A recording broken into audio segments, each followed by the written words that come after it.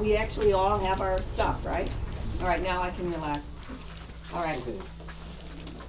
I like to give a lot of handouts because I like to make sure that you walk away with this with all of the really essential keys so that you don't have to scramble through your notes and go, oh God, I know I wrote that down, where did I write it down? And I also want you to have some quick references, because what I'm going to encourage you to do is by the end of, especially by the end of the final class, what I really would encourage you to do is don't be looking at those stupid little books when you're doing reading. Look at your notes. You will do much better reading, okay? So I'm trying to give you as many keys as we can.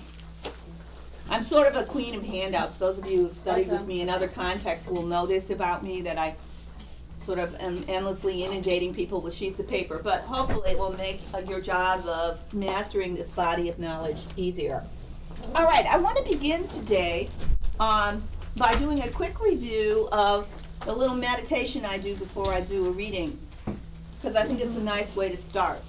So first of all, let me explain the Kabbalistic cross. We all know the tree of life now, right?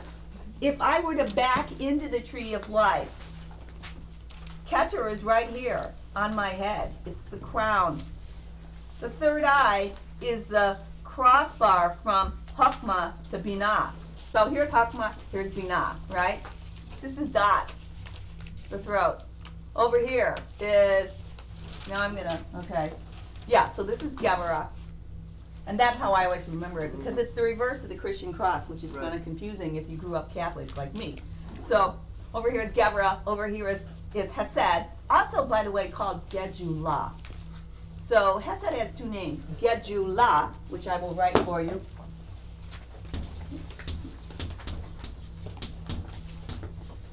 or Hesed. I hate this chart. So Gedulah. Gedulah, Gevurah, right? Tiferet, right here, heart, solar plexus. And then we get down to our lower chakras, right here on the hips. The belly would be Yesod, and the feet are Malkut, the kingdom, the foundation. So that's how we back into the tree of life, right? Okay, so what I'm doing, yes? Would you go through it one more time, please? Sure, absolutely. So the crown is Keter, which makes sense, right? Woo, this is undifferentiated energy. In terms of the chakra system, this top chakra, which is variously the first or the seventh, depending on whether you're counting up or counting down, this chakra is undifferentiated energy, which pours into your body and then takes on the various colors of the spectrum, right? So here is the crown. The third eye is the primordial, it's the Briatic level, right? The level of archetype, the third eye, which is why when we take third eye drugs, we see gods and goddesses, right? This is back in my hippie days when we all did that kind of stuff. All right. Dot, the invisible Sephirah, is the throat. Is that below the line between? Yes. So here's Dot, and that's the abyss, remember? And it's interesting when you think about the abyss as being the separation between the head and the rest of the body. And that's really true, because this is the head, this supernal triad. This is the big template of creation, and then the body is what follows, and then the feet is the final manifestation. Feet on the ground, right? So here's the abyss. And then here we have, this is actually not a very good scale because I'm not very good at it, but if you think about, Hesed and Gevurah, which is, Jupiter and Mars, the equilibration is really the heart chakra, high heart. And then they pour down into Tiferet, the sun, which is the solar plexus. Solar plexus, sun, right? Totally makes sense. Identity. And the heart and the identity are not the same, really. Identity is our sense of who we are, but heart is something bigger than that. It's that spiritual essence that we are. And then we come down to the hips. And that's our Venus Mercury, our Netzach Hod, which pours down into the moon, which is, so we have the moon down here, belly chakra, and then the tip of the tailbone and the feet, which you can't see because I just don't have a big enough blackboard. But that would be our final manifestation, Malkut. So when I do a Kabbalistic cross, what I'm really doing is invoking divine energy into myself and the tree of life, in a sense, into myself. And what we do in most, well, there are different kinds of prayers, but this type of prayer is what we call an invocation, which is to call spirit into ourselves. And through a process of resonance, to call into our own being the totality of the tree, all of ourselves, all of the parts of ourselves, right? So we start by reaching up to the heavens, visualizing our contact with divine force. And we say the great word, Ate, I am, which is to say, I am creation. I am God. I am spirit dancing in matter. So it's like, and I'm going to chant it for you because it's really pretty that way. Ate.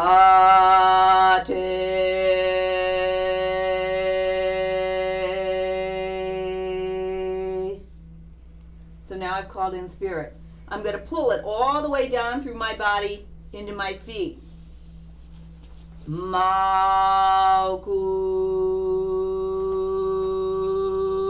I am the kingdom. I am spirit in matter.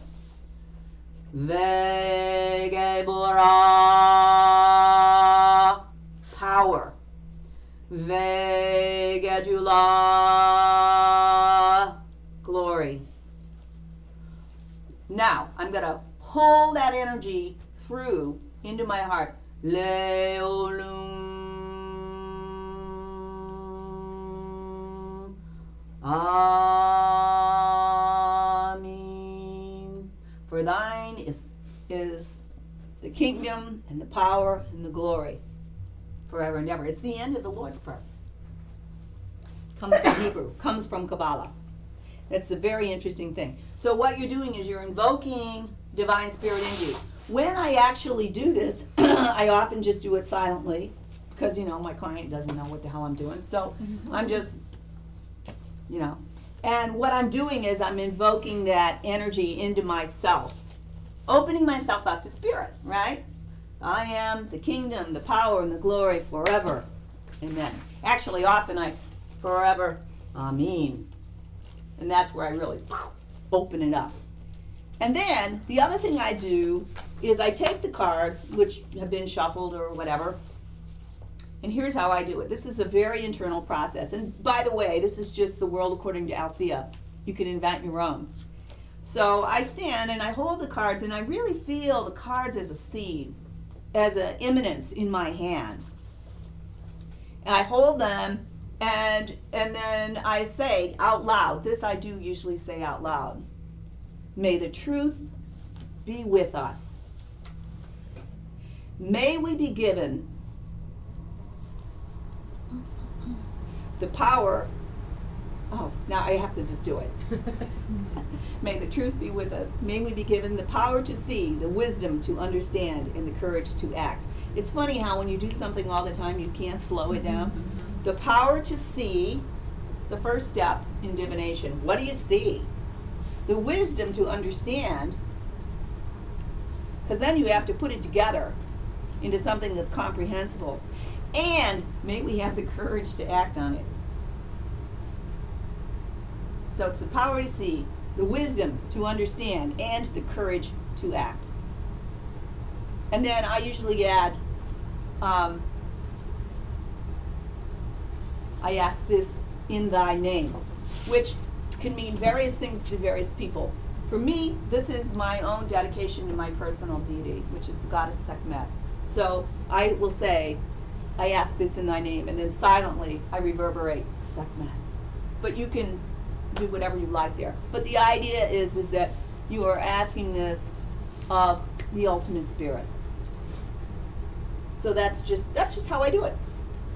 And what will happen for me when I do that is typically at some point in that final process, or even before, I will feel a shiver, a force that goes through me. When that happens, I know I'm ready to read. If it hasn't happened, I don't read. It means I'm not ready. So this is a very ritualized way of going about it. I do recommend that you invent some sort of ritual for yourself. I think it's an important, because the problem is when we do stuff, especially when we get comfortable with it, we go unconscious. And that's the funny thing about when you're trying to pull up knowledge and you're trying to teach other people. Like, I say those words every time I do a reading. I've been doing it for over 30 years, and yet if I have to slow it down and I forget where I am. It's become so unconscious. It's become so much a part of who I am. But what we have to do is we really always want to make sure we are fully awake when we do readings. So we want to remind ourselves, yes, there is infinite source of knowledge. Yes, I am divine. Yes, I can bring this into myself. And I ask that this be for the greater good. So that's my little sermon on the mount for the day. Okay.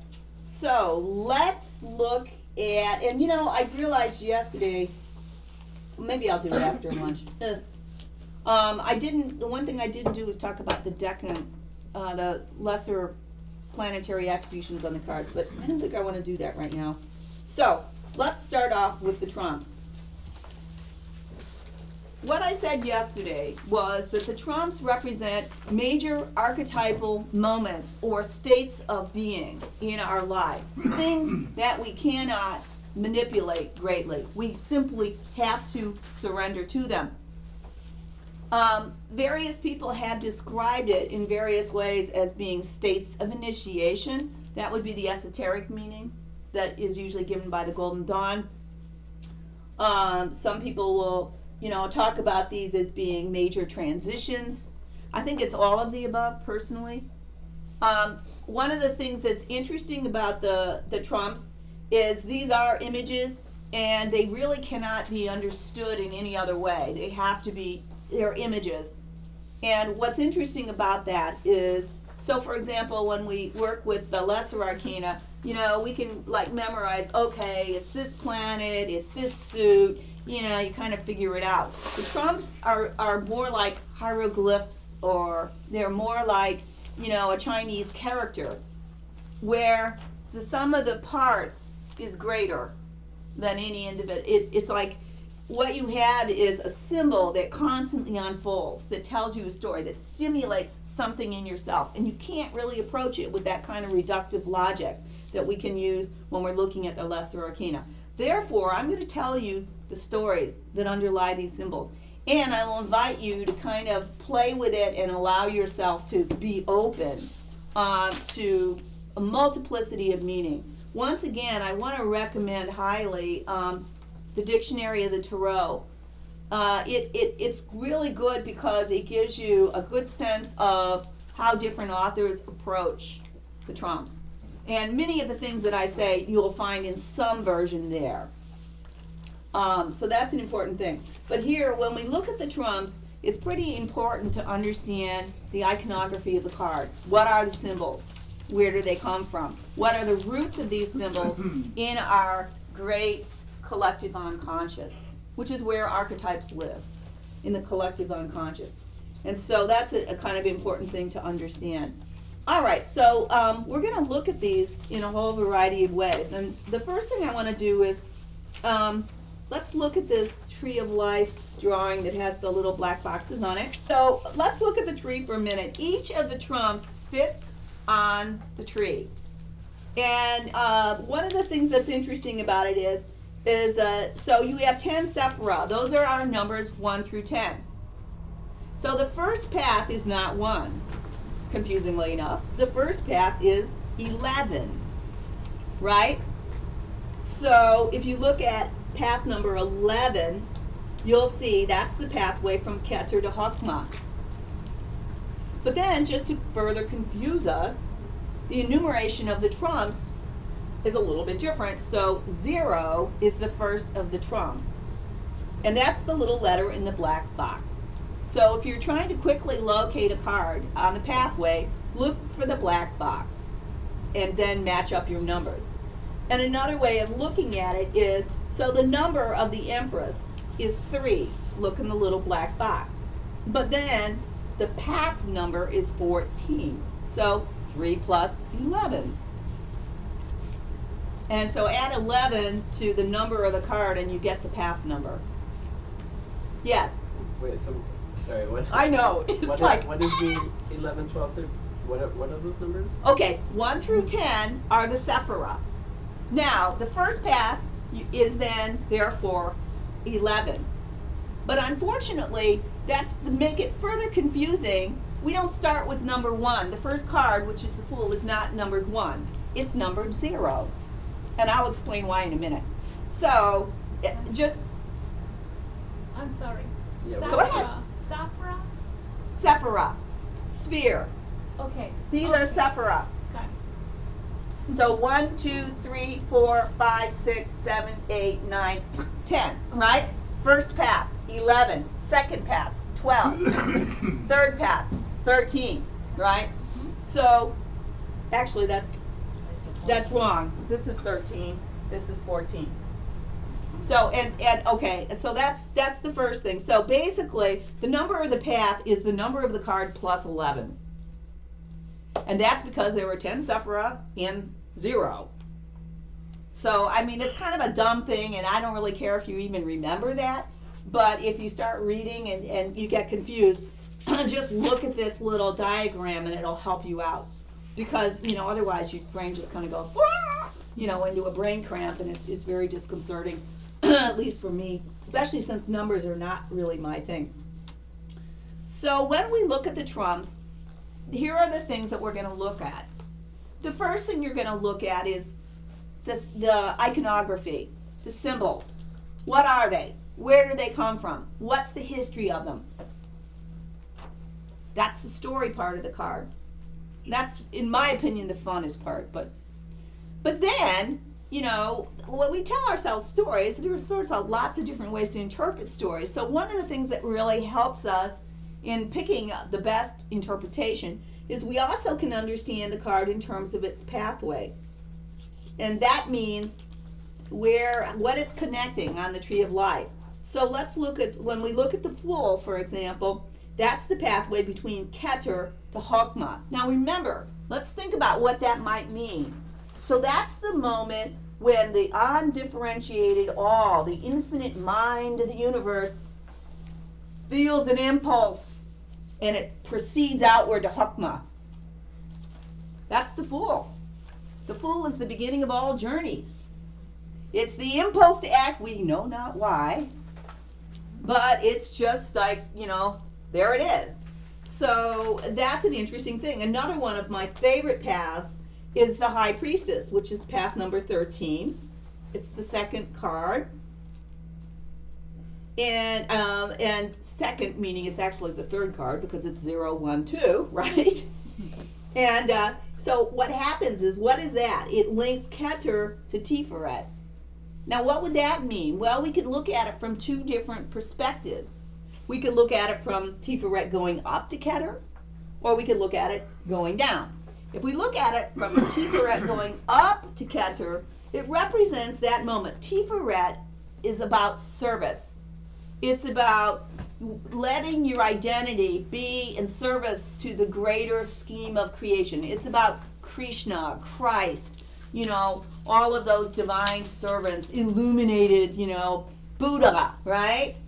Now, having reached that point, the next step, if you're going to go directly up to divine enlightenment, so to speak, is the High Priestess, where you have to cross the abyss in order to be reunited with God, with the ultimate mind.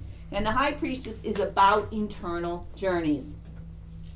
It's about leaving behind all of the structures and even leaving behind faith, in a sense, in order to go off on this ultimate journey in which you become something completely and utterly different. You become united with all wisdom and all knowledge. So it's a card of wisdom. It's a card of inner meaning.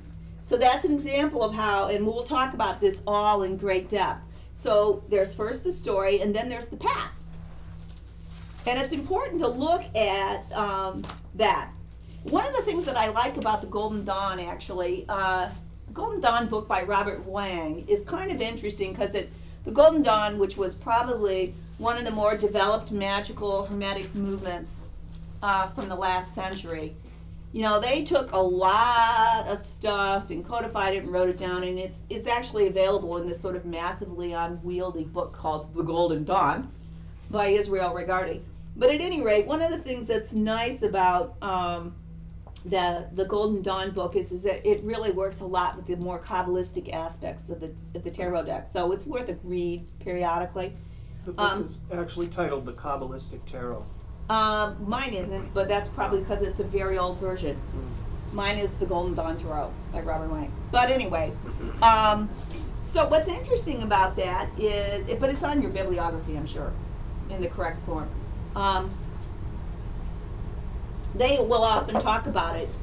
So that's one way. Then another way of understanding, the third way of understanding the card.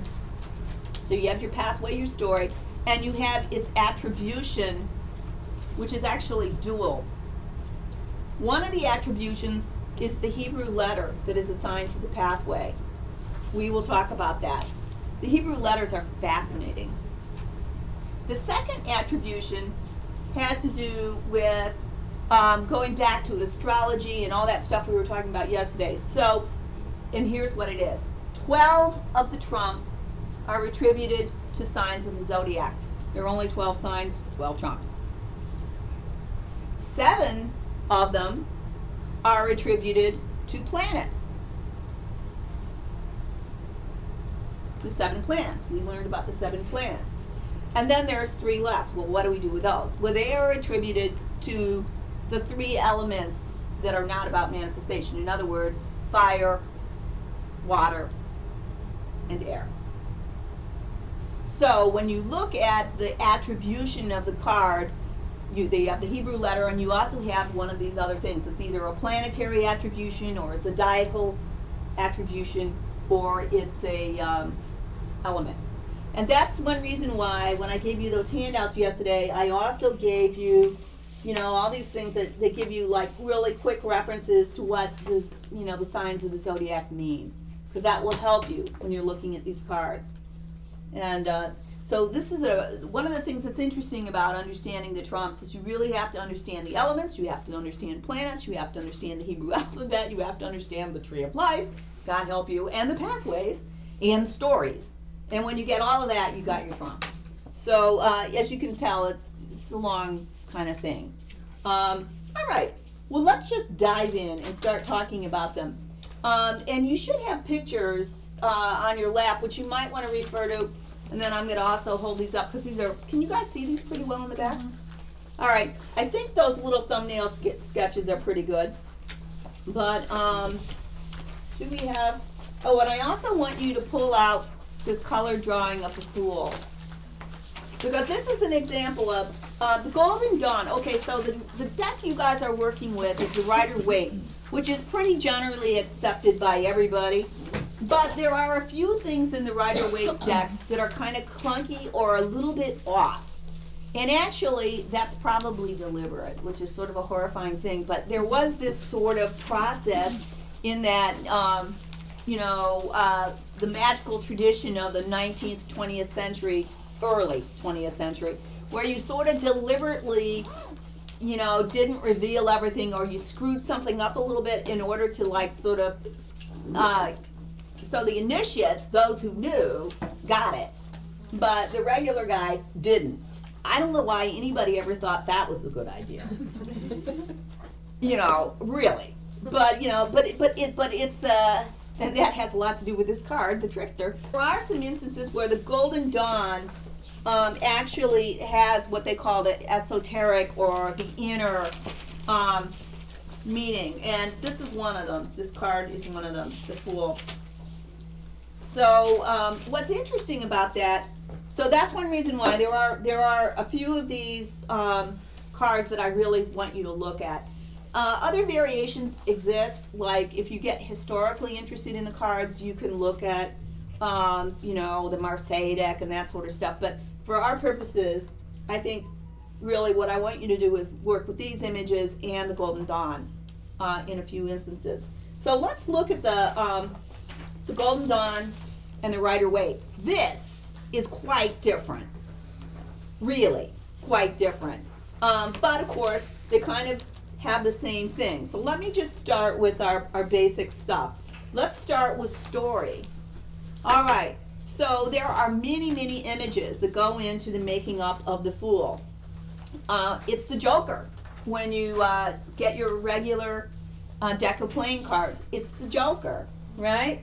And interestingly enough, the shadows side of this card was actually kind of brought out in a really interesting way in the Batman and Robin movies. Do you remember the villain, the Joker? Mm-hmm. That's the shadow side of the Fool. This incredibly chaotic kind of element that can really sort of mess things up. And so there is, one of the more negative meanings of the Fool can be the trickster or the Joker. And also, I would call upon a variety of traditions, including, for example, the Native American coyote. In Europe, there's Reynard the Fox, or in a much older Commedia dell'arte tradition, you have Punch and Judy. And what this is kind of like the Fool, who sort of is a trickster, but his tricks often don't work because he outsmarts himself. And so, it's that kind of topsy-turvy kind of quality. One of the things, so there's the image of, there are lots of images. One of them is a court jester. That's a very old image. And when these cards were being really first codified and created in the early Renaissance, one of the things that everybody had a court jester. Well, what was the function of the court jester? Well, the court jester was this guy who ran around in cap and bells and, wore funny clothes and acted like a fool. But there was a very, very, very interesting function to the court jester, which was he was the one who could say the thing that nobody else dared to say, which is why it was a dangerous job. Because if you really got a little bit too enthusiastic about that aspect of the job, you were likely to, somebody offed you.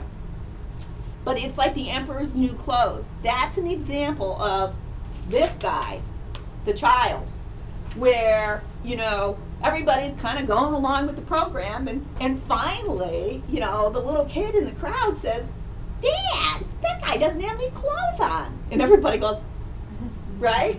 So you all know that story, the emperor's new clothes? Okay, so that's an example of one aspect of the Fool, which is the Fool is the madman or the child or the innocent or the trickster who says the thing that nobody else can say. And so, and there are many, many, many cultural reflections of this myth too, where we say, out of the mouths of babes and fools, the truth comes, right? So that's one of the images. The divine fool is another one. The madman who wanders around and does all this crazy stuff, but is somehow kind of lucky and manages to escape harm, right? And so, which is like part of, again, medieval culture, you were not supposed to harm simpletons or madmen. They were considered touched by God. They were considered sort of sacred. So you were supposed to leave them alone. And one of in the Sufi tradition, there's a really interesting embodiment of the Fool, which is this character Nasruddin. And there are many, many, many wonderful Nasruddin stories. And one of my favorites, though, is where, so Nasruddin is going home, and I'm trying to remember how this goes now. He sees a guy, and the guy is looking in the road for his glasses that he's lost. And he says, "Well, I've lost my glasses, And Nasruddin says, "Okay, well, I'll help you." And then he said, I know I'm not telling this story right, but anyhow, the whole upshot of the story is the guy is looking for where he was when he lost the glasses, And Nasrudin goes over and is, looking in the center of the road, and the guy goes, "What are you doing?" And he goes, "Well, the light's better over here," but there's this sort of inspired wisdom, to it. So there are a lot of Nasrudin stories, and there are stories of the fool is the one who, here's a modern version of the fool, Forrest Gump. Forrest Gump, wanders through this blasted landscape of, Vietnam, and what's that other phrase, where fools rush in where angels fear to tread, Forrest Gump, somehow magically, mysteriously manages to escape harm, right? And it's because of this kind of innocence. So one meaning of the fool is innocence. Another is, folly. Another is the trickster. There's a very old French version called the Juggler of Our Lady. Sometimes you'll see the fool as a juggling. You'll also sometimes see, interestingly enough, the magus. So cards often come in pairs. Magus is sometimes depicted as a juggler as well. Also, there's many, many fairy tales in which the fool appears in a disguised form. A feminine version is Cinderella. So Cinderella sits in the ashes while the stepsisters get to go off, and there's also another version of Ashes Eater, which is a boy, and it's the same kind of thing. His brothers go off, to explore the world, and he's left at home sitting in the ashes because he's considered too stupid or whatever. But then somehow, through this magical kind of process, they get lifted up and become the ones who make it, who become successful. So that's another version of it.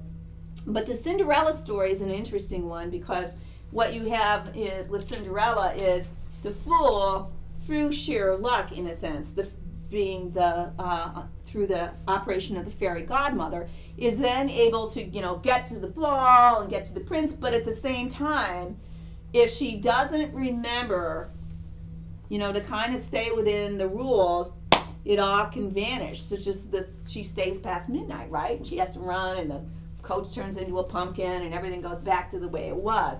And that's the flip side of the fool, is that there is this sort of inspired luck, but it can only carry you so far. And if at some point you don't wake up, folly, things disintegrate. And I love the Golden Dawn version of this card. So, and here's why. Oh wait, before I get there, let me finish with stories. So we have, the fool is also often seen as a figure in Carnival. There's this interesting idea about under the mask of the simpleton, what is there, right? And that's kind of the Carnival sort of figure. The fool is also the one who asks and answers every question. So that's an interesting thought. And now I'm going to look at the card, and we're going to look at it. But before we do that, let me also say, let's see, have I got everything here? Yeah. Now I'm going to go to this card, the Golden Dawn. Okay, this is dramatically different from the Rider-Waite, which shows this beautiful young man, sometimes called the prince from another world. And there's this otherworldly quality to this figure, and most cards have some version of this. This is a child. But what's the child doing? Well, here's the interesting thing. The child is reaching up to pick a piece of fruit. This is a direct kind of tying into the biblical story of Adam and Eve.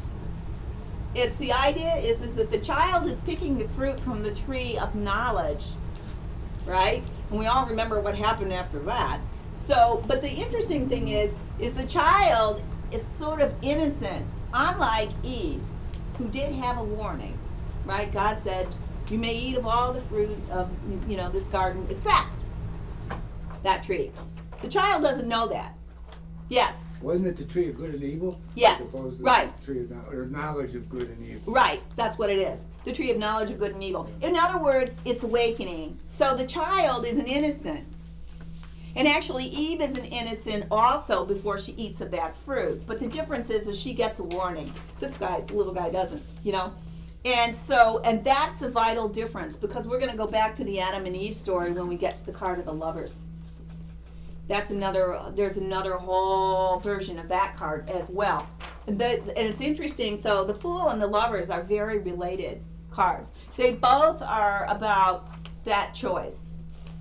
But the difference with the Fool is the Fool, without knowing it, makes the choice that's going to catapult him into the knowledge of good and evil, that will catapult him out of innocence, which is a dangerous thing. So before picking the apple, the fool, the child, is an innocent. So he makes a choice unknowingly, right? And then once the apple is picked, now here's the other thing that's really interesting. You see the child has on a leash what? A wolf. Now, one of the things that I always think about this is this has to do with the luck of the fool.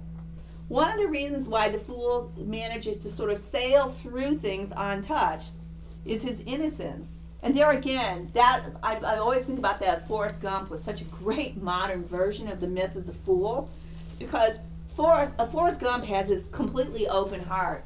And it's his very innocence that protects him. So he says and does stuff that would have gotten anybody else into horrible trouble, but everybody looks at him and you gotta love the guy, right? So the child has the wolf on the leash, and the wolf does not harm the child. And this goes back to this idea that, you know, with animals, dogs especially, dogs and wolves, if you don't show fear, they leave you alone. But what happens when he picks the apple? And he realizes, uh-oh, I got a wolf on a leash. That's the animal nature, which is dangerous Right. at a certain level. But the fool is untouched. And what's interesting in this card, where you see the prince from the other world, in various really old versions, what you see is not the cute little dog. You see a cat, sometimes a wild cat, that's reaching up and grabbing the seat of the pants and tearing it, which is exposing one's butt. So one of the things that can happen too is you're just la-di-da, and then suddenly there's this, and think about the Adam and Eve story again. What happens after they eat the apple? They notice they're naked. Sexuality comes in, right? So in this card, with the child and the wolf presents no difficulty because of the innocence. But once the innocence is lost, then now suddenly that child has to figure out a way to manage the wolf. So the fool, as an archetype, is a very, very, very important one. And one I want to talk about too is that its Hebrew letter is Aleph, which is the first letter of the Hebrew alphabet. But its numerical attribution in the tarot deck is 0. Now this is an interesting thing, because various people put the fool at the beginning of the numbered tarot trumps, or at the end, occasionally. But I like the idea of what is 0. 0 is a very important number, and when it was finally invented, the whole realm of mathematics changed dramatically. Cipher, it's a placeholder. The fool has the potential to be almost anywhere or anything, right? And that's what the 0. It's very, very important to understand that. Aleph also has a meaning of the ox. And by the way, in one of your handouts, I wrote it down on the side. Yeah, there we are. The second of the Tree of Life handouts. I tried to write down the Hebrew letter, what it meant. So we have Aleph, meaning ox. All right, and then now that's kind of curious, because you think, ox? Why ox? What the heck is that? Well, here's another interesting thing. One of the things that I always like to do when I'm thinking about the meaning, especially of the Hebrew alphabet, is you have to remember that this is a very, very old, archaic system. And often the animals that show up represent different ages. So one of the things that's true is the ox, which is similar to the bull,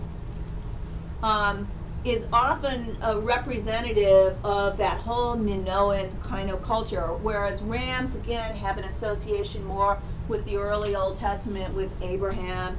So one of the things that's interesting, and this is going back again, to the fact that the fool also was often in really, really, really early times a sacrificial victim. In the Druidic culture, they used to create these wicker men, which they would then fill with sacrifices and burn. The fool is the green man who is sacrificed.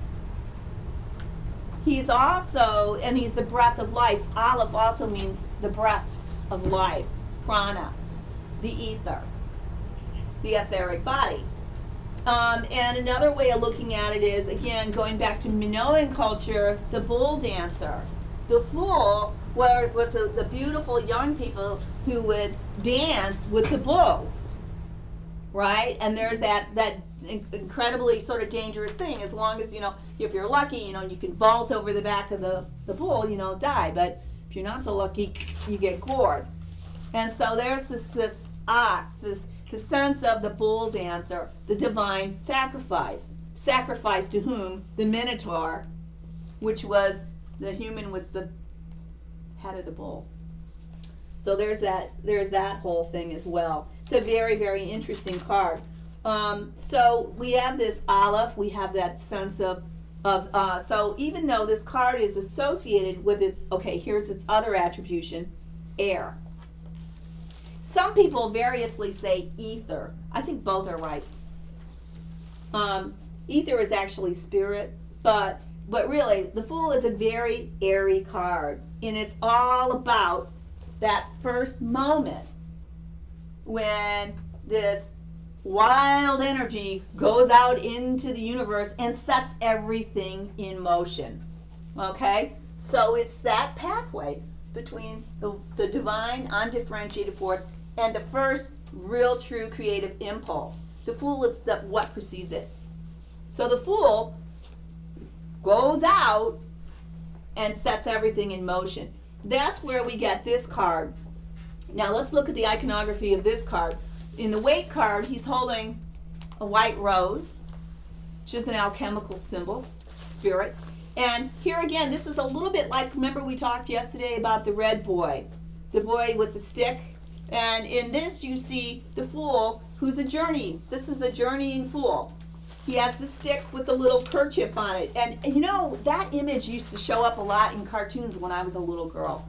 And I'm dating myself, but way back in the 50s, when you had a cartoon of a kid running away from home, it was always with a stick with a hanky with his socks or whatever in it, And that's really interesting. So this is again the idea of one just sort of blithely sets off for the unknown, right? Not really having a sense of what on earth you're setting in motion. And the precipice represents that okay, so there is a sense of divine luck, but, what if he oversteps? There's also the danger represented by the dog. This is I don't like the dog, actually. I'm much happier with Crowley did a tiger, or other people do wild cats. The dog is a little too domesticated, in my opinion. I don't know why Waite did that, but he did. So there you go. So here's that sense of the innocent fool who is setting out. Now, how does that translate into readings? So what happens when the Fool comes up? Well, when the Fool comes up, people are in a state of being in which they are beginning a whole new something or other. It often comes up when we are just like taking off in this sort of blithe way. What I always say when the Fool is really operative in a reading is I say, you know what? You're in a state right now where you're just going out to have experiences. And don't worry too much about what they mean yet. Really. Just let yourself, open yourself up and go where the wind carries you. But when the Fool comes up in a reading where a person needs to have a focus, it's a problem. It's a problem. It means they're falling asleep at the switch. Right? So there are times when the Fool is a really good energy because it's this incredible opening. It's like allowing oneself to be just, cast out into the void where you can begin to set in motion a whole process of growth and experience. But it's not a card you want to see when you're kind of going along the path and you're trying to make a project happen, or in a circumstance that requires you paying attention to structure, you paying attention to what's happening. Because then it's about unconsciousness. And probably the person will learn some really valuable things from that experience, but, they may also get bit in the butt. One of the things that happens when the Fool is operative in our lives is that we often learn some really valuable things at the expense of our egos, because we often are made to feel foolish. We feel exposed. We feel like really out there, in the wind. But we all know that feeling, that state of being when you're just really out there. It's an interesting state. It's a very interesting state. So that's the Fool. Let's see, did we cover everything I wanted to cover there? So there's the story, there's our attribution, there's our place on the tree. Is this making sense to everybody? All right, now we're going to talk about the Magician. Now, one of the things that I'm going to do, not everybody does this, but I like to, because I think it's relevant, is we're going to talk about cards in pairs.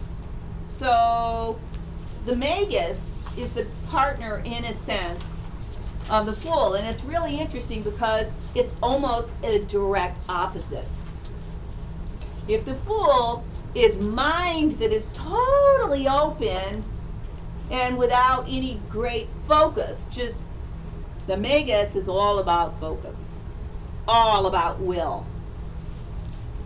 The Fool doesn't will anything. The Fool simply goes out and allows himself to be blown on the wind. He's like a seed. The Magus is all about will. So let's talk about the Magus. Oh, one last thing about the Fool. I forgot this.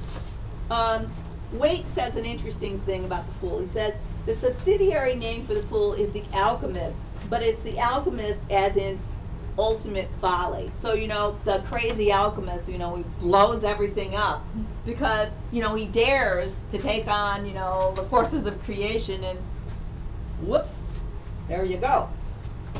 All right, so now we're going to talk about the Magus. Golden Dawn, if you look at your black and whites, just for the heck of it, let's look at that. What did I do with that? Here we are. So there's the Magus and the Golden Dawn. It's on that first page where tarot keys 0 through 5. And there's the Magus. And as you can see, the Magus is not greatly different. So this is one reason why I didn't bother finding a color reproduction. Pretty similar. By the way, this is kind of cool. This website gives you these so that if you want, you can run them off and color them yourself. Which I think is kind of a nice idea. I liked it. All right, so now the Magus is here. Oh, let me tell you, I'm sorry, one other thing. I don't want to jump too much all over the place, but when you're trying to remember the pathways, if you need a little memory help, it goes like this. This is our first, this is our second, this is our third. Boom. And the way they talk about it in Kabbalah is actually these two sephra, in a sense, were emanated almost instantaneously. At the same time, yin and yang comes into being, but this being slightly ahead. So it's like, wait, I did it backwards because it's over here. I have to remember I'm mirroring. Anyway, and then this comes into being. Then what we do is the crossbar. And then there's a sort of pattern that begins to develop, which make it a little bit easier for you to remember. So you go 14, and then you go 15, 16, 17, 18. So it's basically inner, outer, and then crossbar. You see that? And then we're going to have the same pattern when we get down here. We're going to have inner, outer, and then inner. I hate looking at these things, they're so confusing. Outer, but then it gets complicated because now we have this. So we have inner, outer, inner, outer. Everybody see that one? Okay, and then we go to these guys. So we go 1, that's 24, 2, 3, and then crossbar. And then we go inner, outer again. So I just lost where I was. Inner, and then, wait a minute. 24, 25, 26, 27, 28 is the, inner, and then outer. It's, unfortunately, we're missing our guy down here. So it's inner, outer, right? And then we do the same thing over here. We go inner, outer, and then we go final path. All right? So is that, I don't know if that is helpful, but I thought I'd show you. All right. I have this theory about metaphysical stuff. You want to learn it well enough, the patterns well enough, so that if you're stranded on a desert island, you can recreate the system. Yeah, and so that's my theory of life. All right, so here we are. Now we have the magician. Let's start again with story. Sometimes the magician in the older decks, once again, is a juggler, but it's a different kind of juggler than this guy. This guy, the fool, is sort of the lucky juggler who manages to keep a bunch of stuff in the air, and God knows how he does it. The juggler of the magician is more like the stage magician. He's more like the shell game guy. You know, where's the ball? Right? Under which thing? So he can be a trickster. He's not the trickster like the fool. The fool is somebody who's like always trying to beat the system in one sense, you know, and sometimes succeeds and sometimes spectacularly fails. But this guy is more like he's a manipulator. I think a great image for, on the what am I trying to say, the profane level, a great image for the magician today would be the advertising guy. You know, on the esoteric level, the magician's a magician, but on the profane level, advertising man. Makes magic, you know. And so it's sometimes a juggler or a magician in that sense. So this magician, another thing that's interesting about the magician is, any of you guys see the movie The Illusionist? Yeah. Oh, that is a really interesting movie, and that's all about one of the things that I loved about The Illusionist is at the end of the movie, you're left sitting there going, was it real or not? And the answer is yes and no. Both, and. So that's an interesting thing. But the magician is very identified with Hermes, Thoth. And this is one of those cards where its attribution is a planet. And guess what planet it is? What would you think? Mercury. Mercury, right? It totally makes sense when you think about it. So it's ruled by the planet Mercury. Mercury, by the way, is the Roman name for Hermes, which is the Greek name for Thoth, right? And it's the god of knowledge and wisdom, but also of thieves, of tricksters, of lawyers, of anybody who uses communication. I'm very tempted, but we don't have time to read you my thing about the birth of Hermes. It's really funny. Thinking about this, so we know this is an image of the magician. Everybody sort of knows what a magician is. But this is important, the hermetic elements of this card, which you'll see in almost all the decks. What the big thing is, look what's on the table.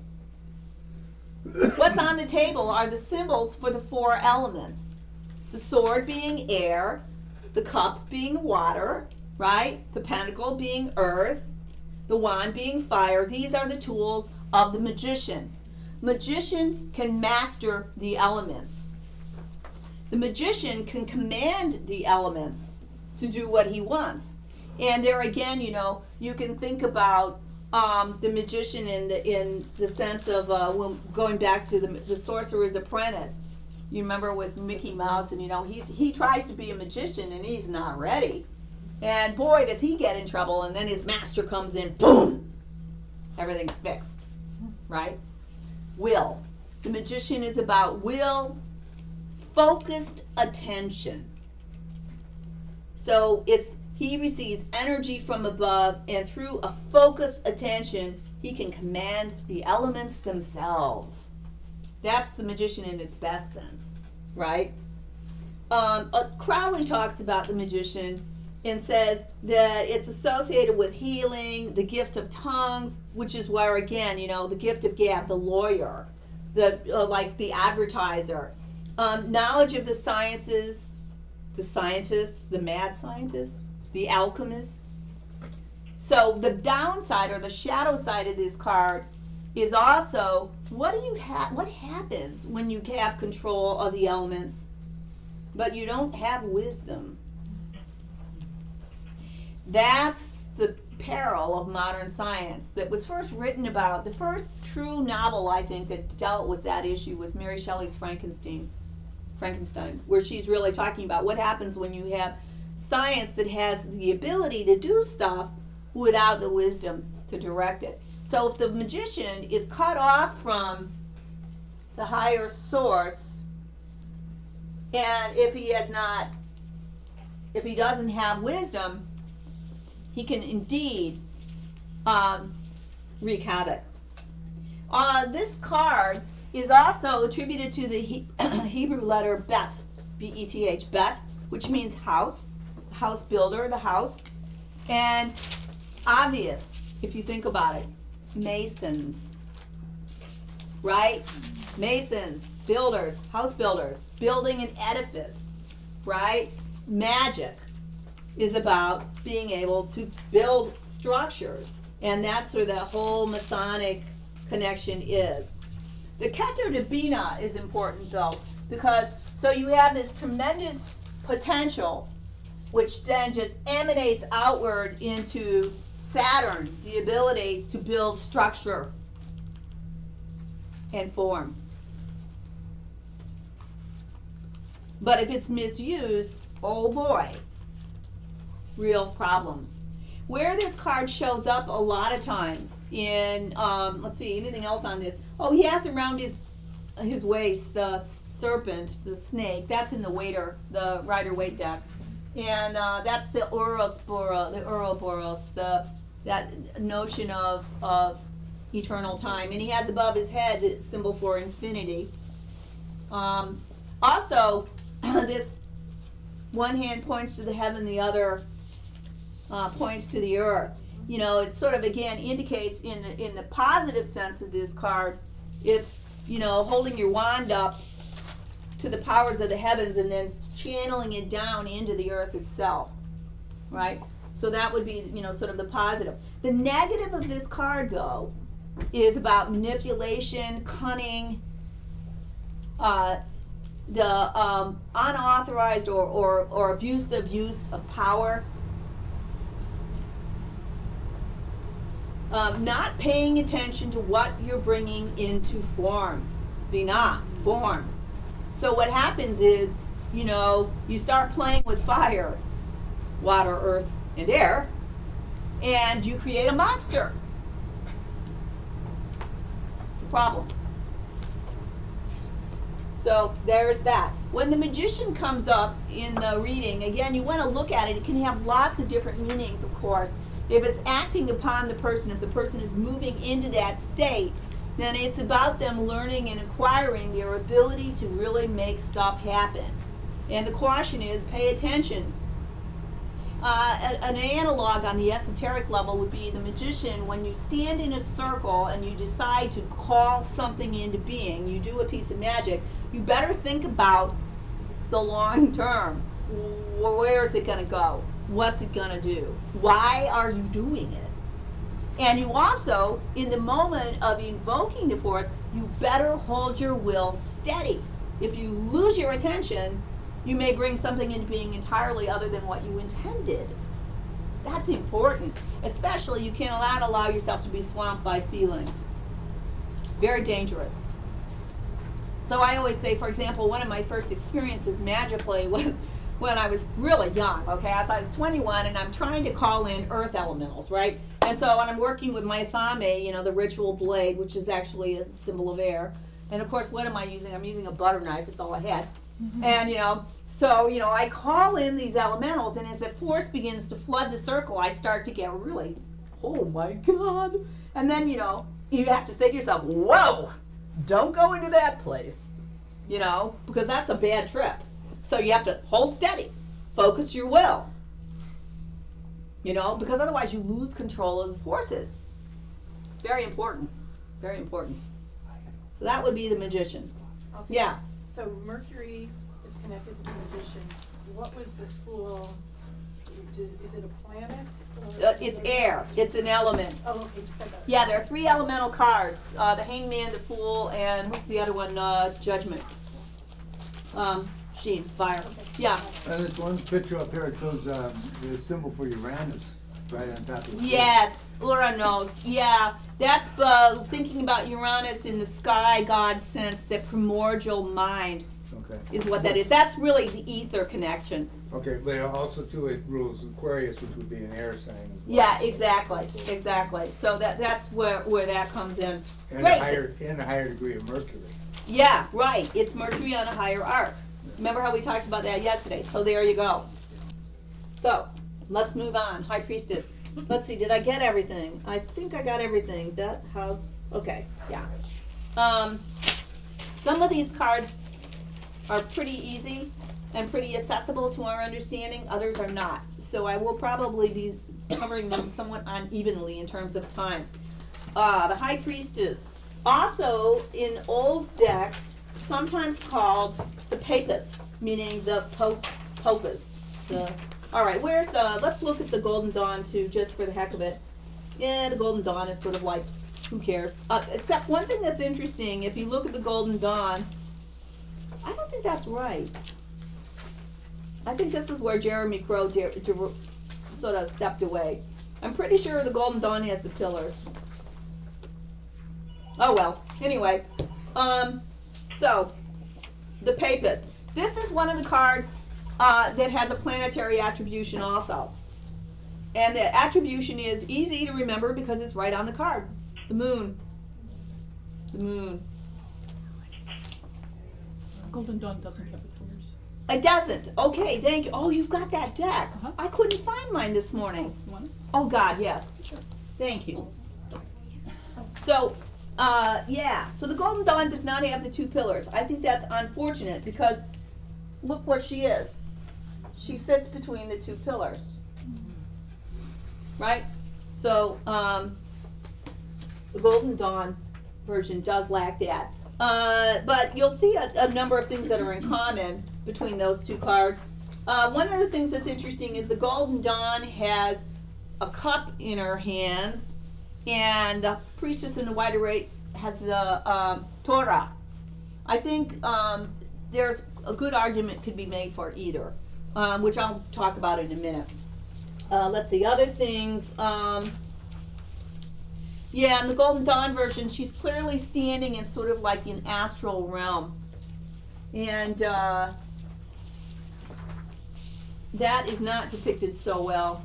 Let's see, the pomegranates aren't in the Golden Dawn card either. All right, well, I'm going to just start to talk about the stories. So, the stories of the High Priestess. I'm just going to briefly touch on the Popus thing. Why would we call this card the Papus or the Popus? And that has to do with, there was a lot of interesting flap in the Middle Ages around 2 figures that were supposedly like feminine popes. One of them was Pope Joan. And Pope Joan was, actually, there are a lot of arguments about whether or not that's real or whether it was apocryphal, meaning made up. And one of the versions that the church makes the argument that she's not real because actually she supposedly, if she occurred, she was a woman who pretended to be a man, was elected to the papal office, became the Pope, Pope John, and in fact was a pope for, I don't know, a year or a little longer than a year, and then was detected when she collapsed in a profession because she was literally having a miscarriage. And in various stories, she's torn apart by the mob, or she dies in childbirth. It's a kind of a romantic story. Everybody loves it. It's sort of like the anti-pope, you know, the female pope. And one of the church authorities say, this is a bunch of nonsense, because Benedict, who's was the pope that followed her, who was elevated to the papacy with a tremendous amount of ceremony, very well documented. It was only supposedly a month or so after the previous pope, Leo IV, died. Maybe. But the thing that I find really interesting is, I don't know if you guys remember Pope John the 23rd. Well, probably not. He was a pope when I was a little girl. He was the guy who set the Vatican II in motion. He was a peasant pope, which was extraordinary because those guys are usually aristocrats. They're usually Italian, and they come from noble families. He was a peasant. And he started a whole church revolution, which later has been slowly eroded by the popes that followed him. Pope John the 23rd should have been Pope John the 22nd. And the reason why he took the name 23rd is he added her back in. He didn't say it. Isn't that interesting? I just thought that was fascinating. But anyhow, so that's the story behind that. So there is a way where what that's about, and okay, let me talk about the other one. The other one we know is fact. And she was a Visconti. She was a Visconti, which is one of those Italian aristocratic families. And she was in she called herself Sister Manfreda. She was sort of like a nun. And Sister Manfreda was the head of this weird sect. This was in the 13th century. This weird sect called Guglielmites, okay? And Guglielmites had this whole mythology around their founder, Guglielmo, or whatever his name was. He was a Bohemian guy. What he said was that there was going to be this sort of change in which the feminine would become ascendant, and he predicted there was going to be this pope, popess, this woman pope in 1300, and it was like this whole shift. And of course, this was not very popular with other people in the 13th century, and so fundamentally, the church settled the matter by burning Sister Manfreda at the stake at 1300. Just took her out and torched her. That was the end of her. So it's kind of an interesting kind of thing. But I think what's interesting about that is there's something about this idea of the female pope that seized the imagination of all of Europe. And what it's about is about returning to the deep internal feminine, which this card does, in fact, represent. And it has to do with the idea of this deeper knowledge being stronger, inner knowledge being more important at a certain level than the outer knowledge, which is represented by law, which is why she holds in her lap the Torah. Torah is the law of Judaism. But she represents that which lies behind the law, the inner spirit, the inner wisdom. That's an interesting thing. Yes? Meaning it coincides with the law or it goes against the law? It is what lies behind it. So we have a truth which we then have to codify into a form so people can understand it. So here's an example. If we are all truly in touch, really, on a profound level with truth, we don't need rules and regulations. But the fact of the matter is, most of us, it requires a huge level of consciousness to be in touch that profoundly. And so what happens is, most of us don't have it, and so our institutions create a series of codes that will cover most of the people most of the time in the best possible way, except when it doesn't, right? And that's where we get into the ethical issues of situation ethics versus natural law and all of that, because situation ethics says, look, none of these rules cover every situation, so we have to be a little more flexible, and of course institutions hate that for obvious reasons. Yeah. Yeah, would that correspond to like when Jesus was talking or comparing to the Pharisees about they have the letter of the law, but they lack the spirit of That's the law? exactly right. And That's exactly the right. inner feminine that is the Yes. power behind the throne. and Yeah, the- represents the inner soul. And actually, there is a saying among Kabbalists, which is the Torah is the soul of Judaism. Kabbalah is the soul of the soul. So it's the inner knowledge. The high priestess represents inner knowledge, right? And that's a really interesting thing. And let me just jump ahead to the Hierophant for a minute. The high priestess represents the inner knowledge, that which lies behind the law. The Hierophant is outer knowledge. Inner, esoteric knowledge, exoteric. Outer, inner, outer. That's a natural pairing. And this card is sometimes called the Pope. So, Pope is Pope.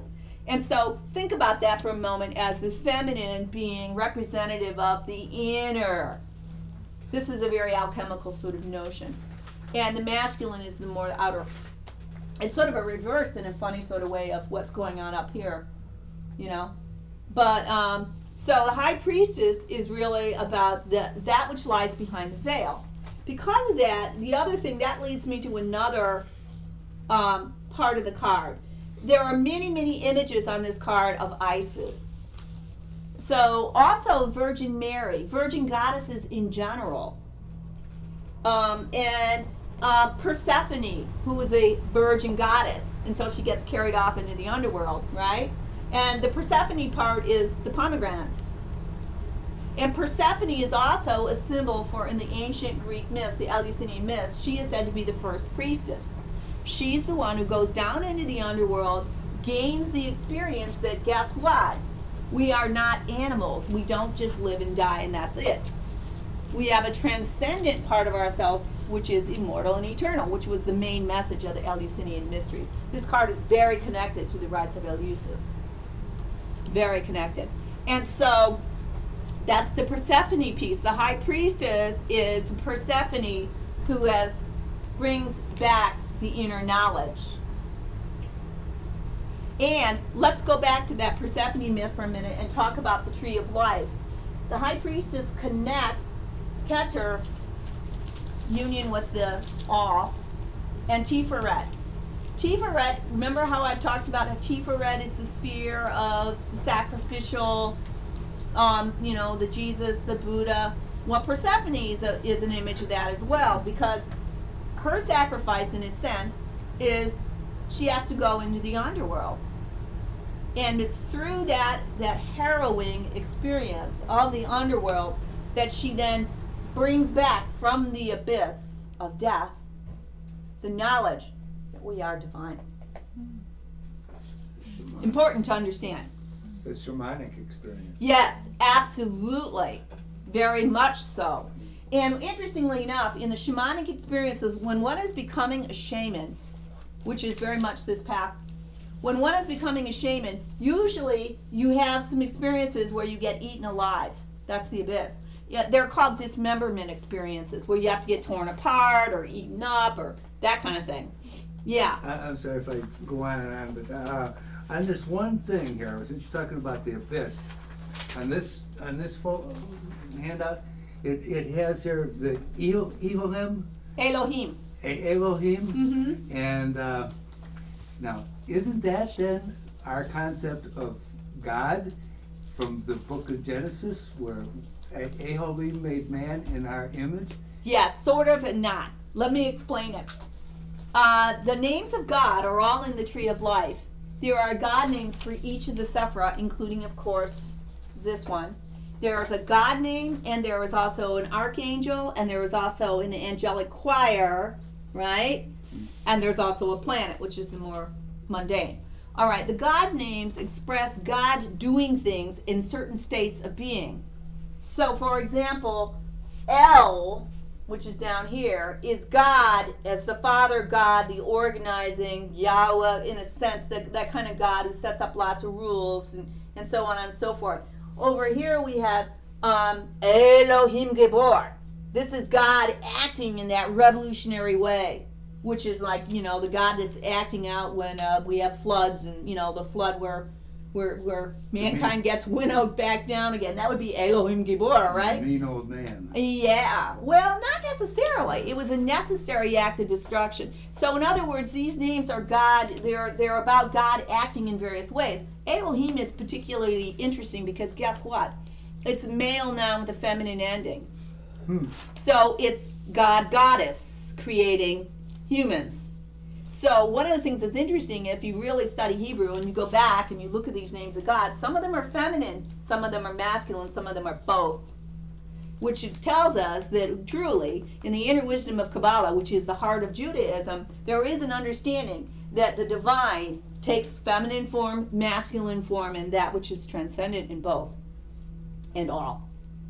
Right? Mhm. So when you look at those names, that tells you what God at that level means, right? And it's really, really, really fascinating. One of the things that's wonderful as a Kabbalist, and we do it in mystery school sometimes too, is that we'll recite these divine names and you put them in your body, and when you start to set those energies in motion, you can change whole states of being. So the names of God are actually about God doing what, right? Mhm. And so that's a very interesting thing. So there's God creating. That's one name. Then there's God mothering, and there's God fathering, and there's God thinking, and there's all these various attributes of God. They all have names. It's a very beautiful thing. So going back to the high priestess.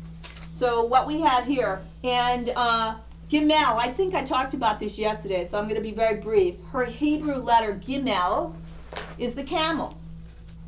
And again, you sort of think, camel, high priestess? But it's about crossing the abyss. There are many ways to ascend to, union with the infinite. There's the path of the serpent, which is winding your way back up the tree. You could go up either a pillar. These are the right hand and the left hand paths that are talked about especially in Vedic traditions. And the right hand path, this side of the tree is the path of nature, the green ray. And oh gosh, now I'm blanking on this. It'll come back to me. Anyway, there are many ways of moving up the tree. But the safest is the middle pillar, where we go directly up the tree. If we have time, we'll look at that later. But that's going from the sphere of, sacrifice and allowing one's ego to really willingly surrender to the purpose of creation for the good of all things. And then from that, that's the springboard in which you can cross the abyss, traveling up the high priestess. You can go out into the desert, and there are many metaphors of this, like Jesus, when he goes through his apotheosis, he goes out into the desert for 40 days and 40 nights, confronts the devil in the abyss, the shadow, and then, achieves his union with the divine, right? So that's this path. And what it means is you have to get in touch with that which is behind all religious faith, the eternal truth. And again, many images of Isis. There's the moon in all its phases on her head, the waxing moon, the waning moon, the full moon. So this is also Isis as the triple goddess, above, below, in the middle world. She has the moon in her feet. Anybody recognize that? If you were raised Catholic, as I was, you often saw statues of the Virgin Mary with stars on her head and a moon at her feet. And that's also interesting because when you think about it, is you have Yesod, the moon down here, where this card is also ruled by the moon. And so there's this reflection up and down the tree. So you have to start with down here, the lunar realm, and you have to progress up through an enlightened identity, and then you get to cross this pathway. So this is the card of Isis unveiled. Sometimes you see her behind a veil. And the Golden Dawn card, let me talk about that for a minute. So we talked about in this card, you see her between the two pillars, pillar of severity and the pillar of mercy. This is the pillar of mercy. This is the pillar of severity. Is that what B and J stand for? I'm sorry, please? Is that what the B and Yeah, Boaz and Yakim. Those are the Hebrew names for them, Boaz and Yakim. You see that in Masonic lore. They talk about that all the time. And here's another thing. Now I remember. This is the path of the magician. A dangerous path indeed. This is the path of nature. This is more like nature worship, And then this is the middle pillar, the path of the mystic, the path of the arrow, the direct flight upward. right? Now, she has the Torah, which is the symbolic of the fact that she actually holds the law. She is that which lies behind it. What you see here is in the Golden Dawn is the cup, which is symbolic of the Grail, which contains all inner wisdom. You could make a good argument for either. I think they're both acceptable icons. What else do I want to say about this? That's pretty much that, I think. And then, let's see, did I miss anything? Blah, blah, blah. Oh, she represents, so she represents when this card comes up. This is a profoundly spiritual experience. But it also represents, it represents the occult, but in the intuitive sense. It's where people make direct contact with knowledge. Unlike the magician, which is all about systems and words of power and all of this, this is about direct intuitive contact. It's like when you know something, but it's wordless. Because this card is ruled by the moon, it can also, in a lesser sense, just be about change, alteration, lots of change coming into someone's life, but usually it's a change that hopefully is taking you deeper.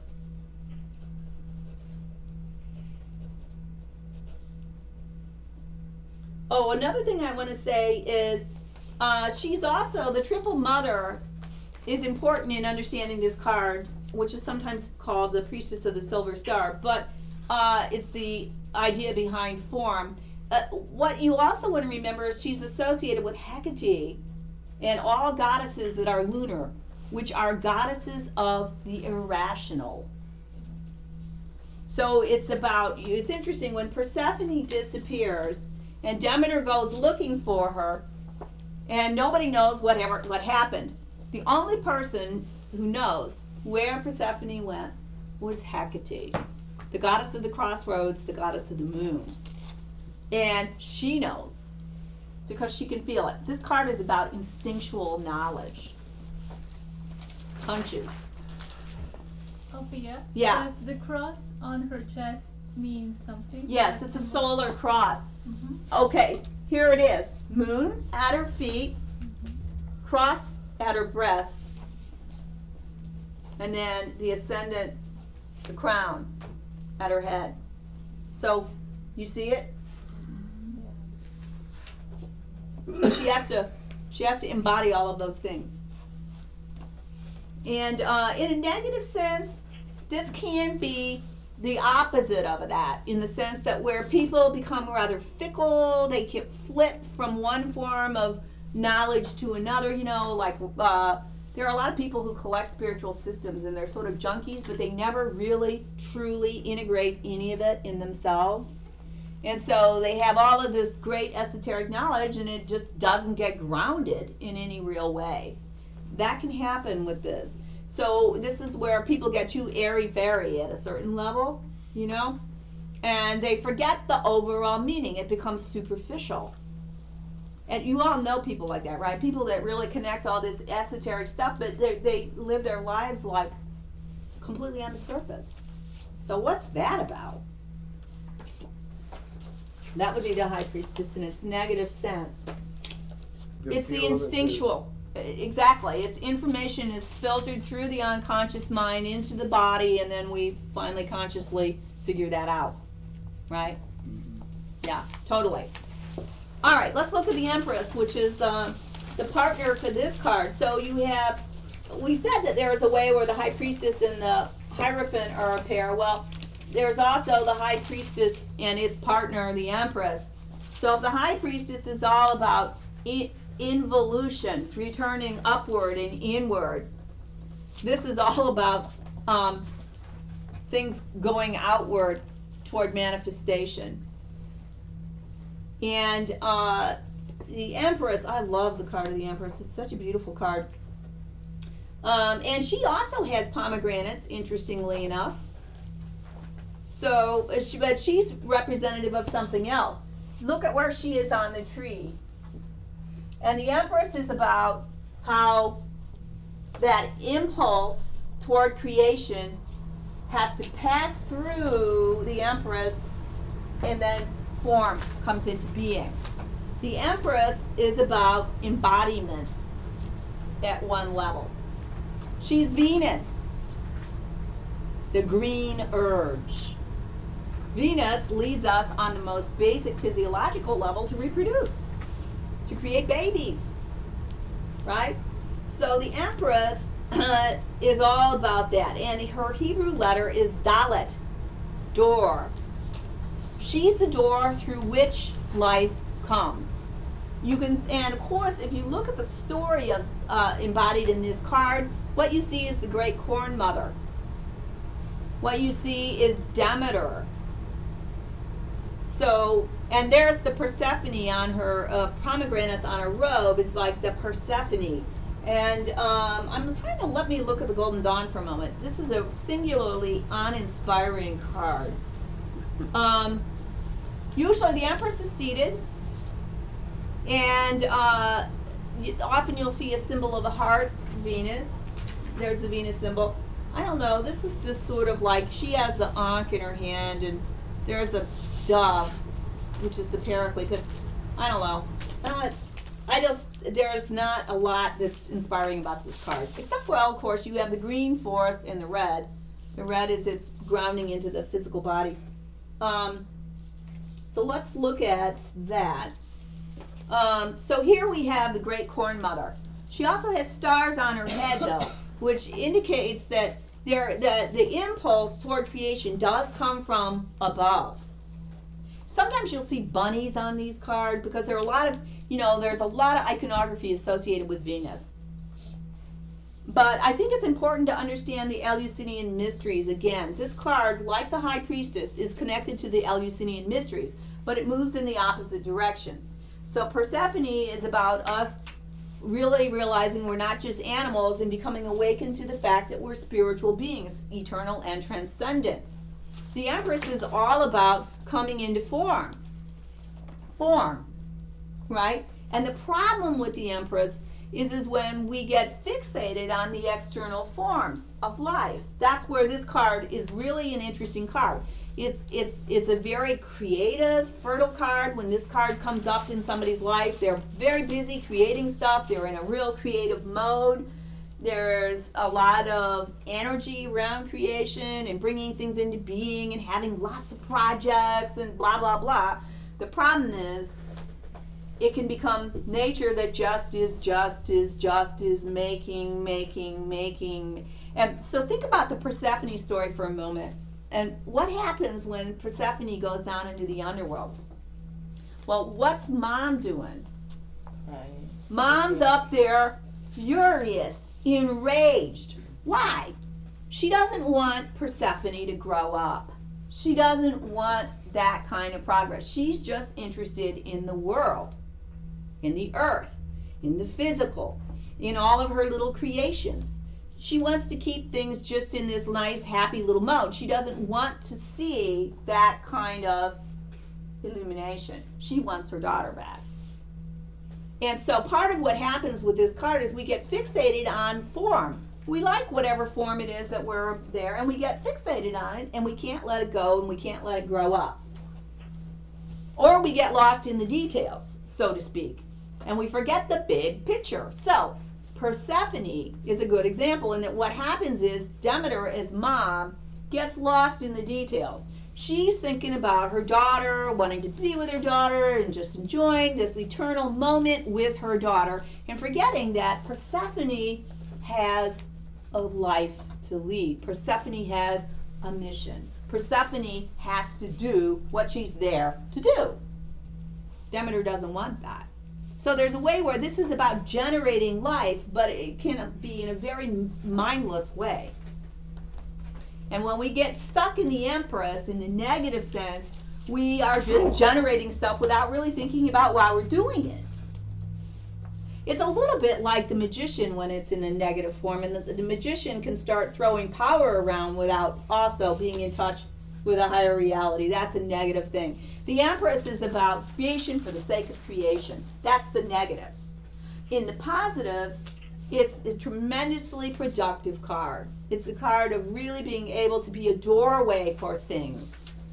So in a positive sense, when this card comes up, you're allowing the impulse to create to flow through you, and you're generating new things. That's a wonderful thing. And again, you would have to think about the reading and how this card is aspected, whether you want to read it positively or negatively. So let me see, anything else that I want to say about this? So this is the Green Mother, it's Demeter. We talked about Daleth, door. Venus is its planetary attribution, right? That's that. That's an easy card in my In opinion. terms of the pathways, is there a direction, or can it go either direction? It can go either way. So if you're looking at the way, thinking about it coming down the tree, it's about the way things descend into manifestation. If you're going up the tree, it's about how we return. So we have evolution, the mind of God going outward, becoming more and more and more and more and more complexified, and involution, the return. Right? Evolution, involution. It's the out breath and the in breath. So here's a really weird image that I want to talk about for a second because it's germane to this. So in a sense, all of creation is, okay, I'm going to screw this up if I don't do this right. It's the exhalation of God, in a sense. It's God releasing out all of creation. Involution is our evolving back up. It's the in-breath of God. And there is a Kabbalistic notion that the infinite all is constantly in a process of breathing out the universes and then breathing back in and then breathing out and breathing in. And here's how it relates to us. This is a really curious thing. Think about CPR for a moment. Creation is God breathing out into us. And then as God inhales, we exhale ourselves back up to God. It's like God performing CPR on us. Anyway, that's just one of my crazy little thoughts. All right, so let's look at our next card, which is the Emperor. And actually, the next two, once again, the Emperor and the Hierophant, 4 and 5. What I want to say about that, just before I dive into the Emperor itself, is that this is, again, a very natural pairing where you have two forms of protective masculine authority. And if you think about where they are on the tree of life, it sort of makes sense because you have the primordial force emanating down into Jupiter or Hesed, and that would be the Hierophant, right? And then you have the Emperor, which is Hokmah the Tiferet. So this is both about masculine creative force, two emanations of it. The Emperor has more to do, of course, with external order, the running of the world itself, and the Hierophant has more to do with esoteric knowledge, the running of the spiritual realm. But both of them are about authority at one very profound level.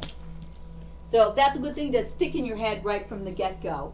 Now, if you look at your Golden Dawn card, the one thing that is going to strike you as different is if you look at the Rider-Waite guide, you see a ram's head on the top of the throne, and you see ram's head on the throne arms. So clearly, something about the ram is pretty important here, right? And then what do you see in the Golden Dawn? You see the feet sitting on the ram. So the ram is the foundation. The foundation, feet, foundation, right? What's that about? Okay, and you also see, let's see, other differences. In the Rider-Waite, it's not so clear, but what he's holding in his left hand, I really have problems with right and left, you guys, so you may have to catch me, and thank God for people like Alan who notices these things. But anyhow, the left hand is an orb, very clear in the Golden Dawn. The orb represents worldly power, always. And it's worldly power, but it's worldly power that is based on a connection to divine authority, which is why you have an orb representing the earth surmounted by the solar cross, which is the ideal of service. The emperor being Chokmah to Tiferet. So it's the impulse of that creative masculine force manifesting through service. Right? And let me talk about that for a moment. So it's a crowned figure. Oh, on the other hand, you see a sort of wand, which in the case of the Rider-Waite deck is basically got like an ankh on top, symbol of eternal life. And and there's a ram's head on top of the Golden Dawn. We're going to talk about why a ram in just a second. Seated figure. One thing that you don't see in either of these cards, which is sort of a pity, but you see in many of the older cards, is you see the emperor seated like this, which is the symbol for the 4, which is also kind of Jupiterian. It has to do with that, that intention to rule, the kingly intent. Zeus or Jupiter being the king of the gods. So there is even though it's from here to here, not here to here, there is nonetheless that sort of energy. Okay, this is one of the cards that has an attribution which is zodiacal. It's Aries, the ram. Hello. But the ram has much more significance than just that. So what is a ram? First of all, you think about Shakespeare. Think about Chaucer, the opening prologue to Canterbury Tales, about when the sun is in the sign of the ram, and and there's all this imagery of the shoot growing and the greening, and it's spring, right? So it's a springtime energy that the ram is associated with. But in a much deeper way, this story is rooted once again in biblical and the ancient world kind of stories. So remember how I talked about, whenever you see bulls and oxes and stuff, thinking Minoan, thinking the age of Taurus, which was ruled by the Minoan Empire. Well, this is really more about the Judaic myth of Abraham. Avram, before he became Abraham, Avram was part of the old dispensation, which was, sacrifice the ram. You take a ram and, in the really old dispensation, it was the sacrifice of children. You all know the story of the Song of Isaac. That God chose Avram to be the patriarch, the father of his people. He was a servant. He was a divine king. He was an emperor in a very literal way. He was the father of an entire people, the nations. He was the father of the Jews, the covenant. So what happened was the covenant between God and Avram really changed dramatically when he moved out of the age of the slaying of the first son and into instead the age of the ram, where the sacrifice was the ram. What happens in that story is God says to Avram, first of all, Avram wants to have a son. He's been told he will be the father of all the Jewish peoples, of the sacred peoples. And what happens is that he waits and waits and waits, and that's another whole story about Sarah and so on. But finally, this beautiful son is born, Isaac, who becomes the father of the 12 tribes of Israel, right? Well, what happens is then there's a moment in the covenant where Avram is put to the test. And he is told that he has to sacrifice Isaac, the longed-for son, the one who's going to carry him on. And he does it. He says, okay. He says to himself, well, all of my dreams, all of my physical continuity is not important. What's really important is that I have to serve the divine. I have to trust. So he takes his son, and he goes up the mountain, and he ties him up, and he lays him on the altar, and he raises the sacrificial blade, and at the last moment, the angel comes and seizes his arm and says, stop. That's not really what God wants. And instead, he releases his son. He is told to go out in the bushes where he finds a ram, which he then brings and sacrifices on the altar. And this is a vital change in our understanding of our relationship to the divine.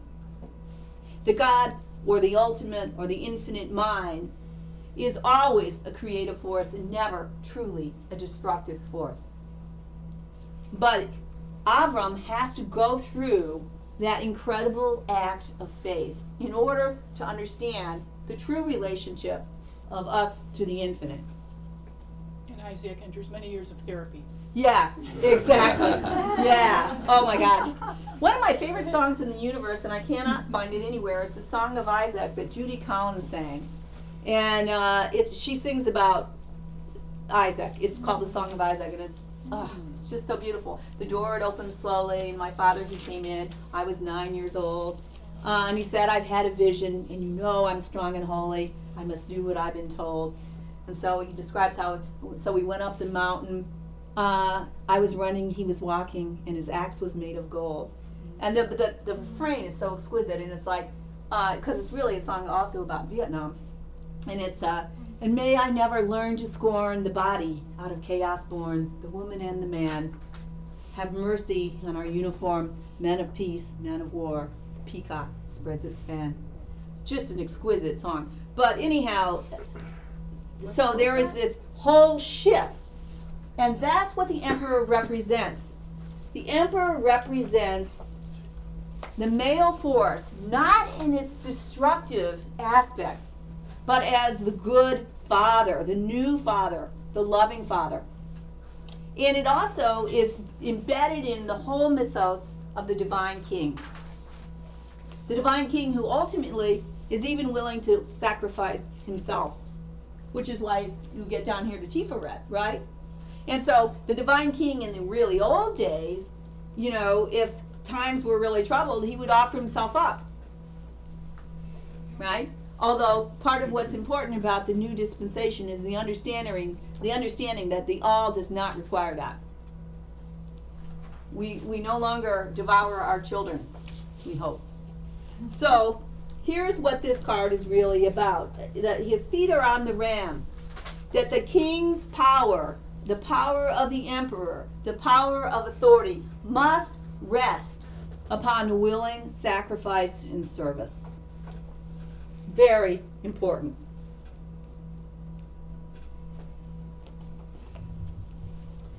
The other thing that all power must be grounded in that understanding. Otherwise, it's a distortion. So the positive aspect of this card is the positive authority to guide and direct others through one's connection to a compassionate and loving creative force. The shadow of this card is tyranny, of mistaking yourself as the important one.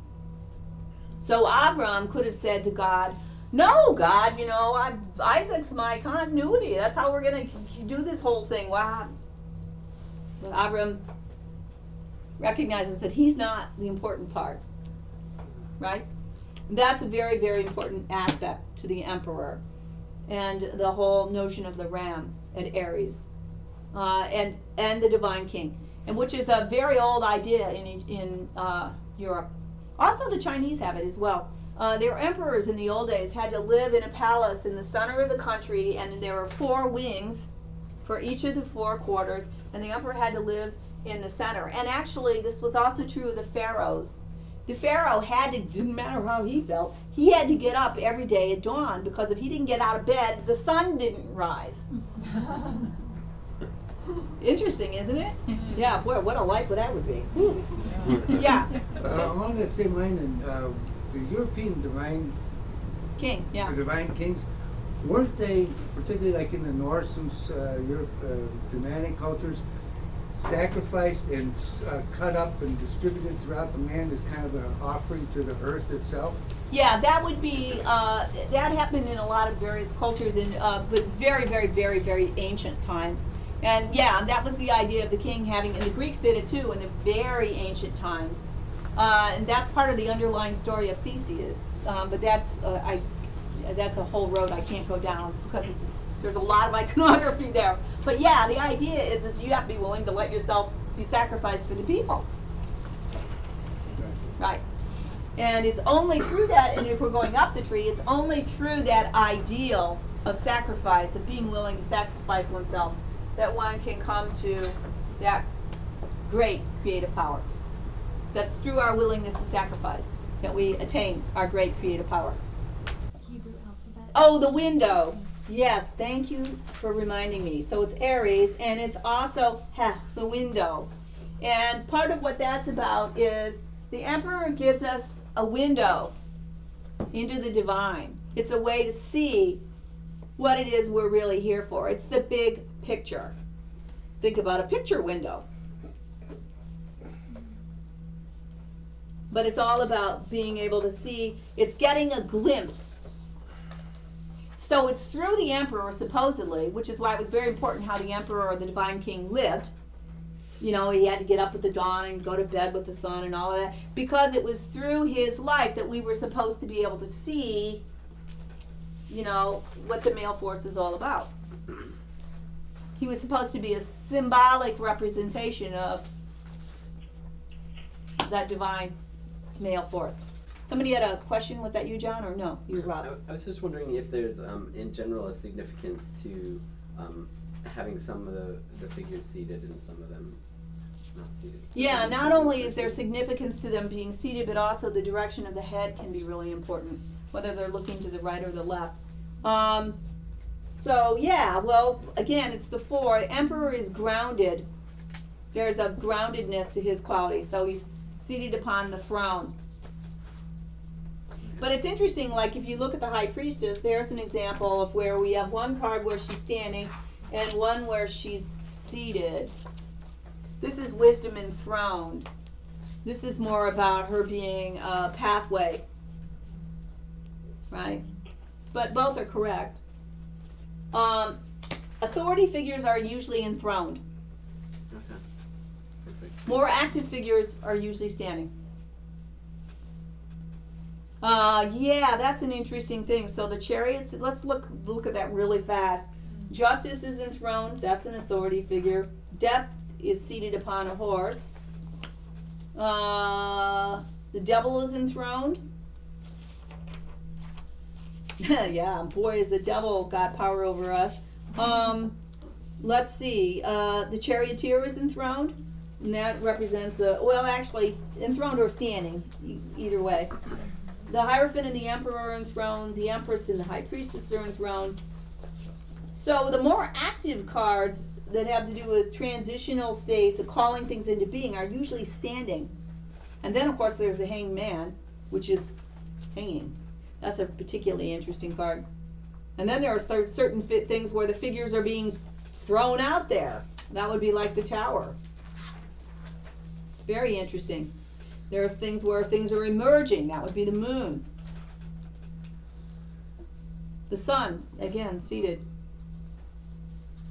Boy, that is a question, Rob, that I would encourage you, and I'm probably going to do it when I have a few moments, to actually sit down and puzzle all that out. I bet it hooks into what Sephira they're going into. I'm sure there's a broader meaning that I'm giving here. Okay. But it's not a question I've asked myself. So that's really cool. But I can tell you that, directions are important.